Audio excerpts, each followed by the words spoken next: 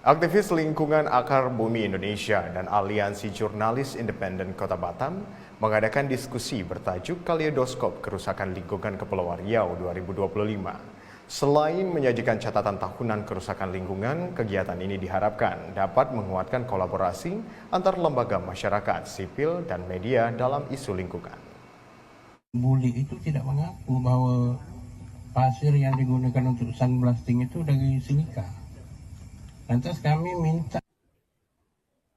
Diskusi ini menghadirkan narasumber dari warga Kampung Ambajaya, Ketua Akar Bumi Indonesia, Kadit Peter Ditkrimsus Polda Kepri, dan pengawas dari Dinas Lingkungan Hidup dan Kehutanan Provinsi Kepri. Pengawas Lingkungan Hidup Ahli Madya DLHK Provinsi Kepri, Berta De Jurisal menyebut, pemerintah sudah membuat peraturan dan sanksi bagi pelanggar kerusakan lingkungan. Namun, sebagai pengawas DLHK Provinsi Kepri terkendala anggaran yang terbatas, sehingga membutuhkan laporan dari masyarakat jika menemukan indikasi pelanggaran yang menyebabkan kerusakan lingkungan.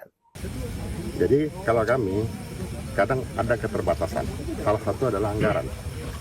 Karena untuk turun memproses satu permasalahan itu tidak sesederhana yang dibayangkan, termasuk kimen turun, termasuk uji lab.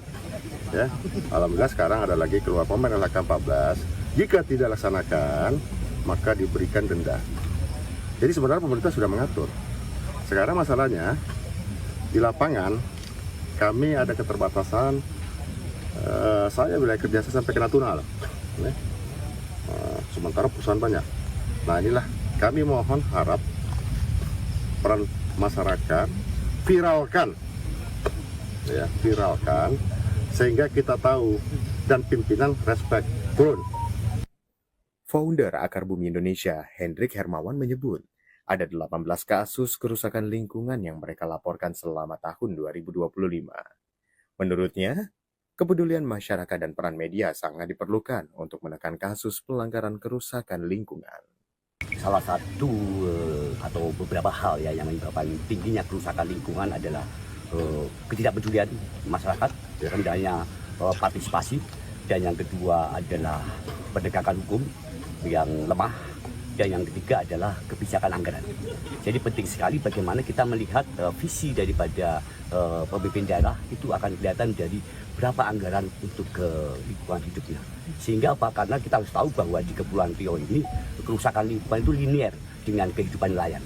Jadi ketika lingkungan itu rusak, maka nilai pendapatan pasti turun.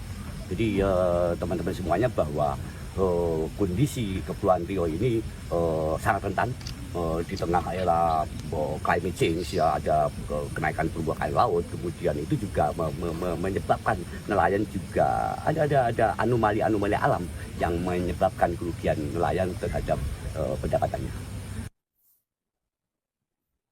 Dari Batam, Flavia, Tim Liputan TVRI Kepri melaporkan.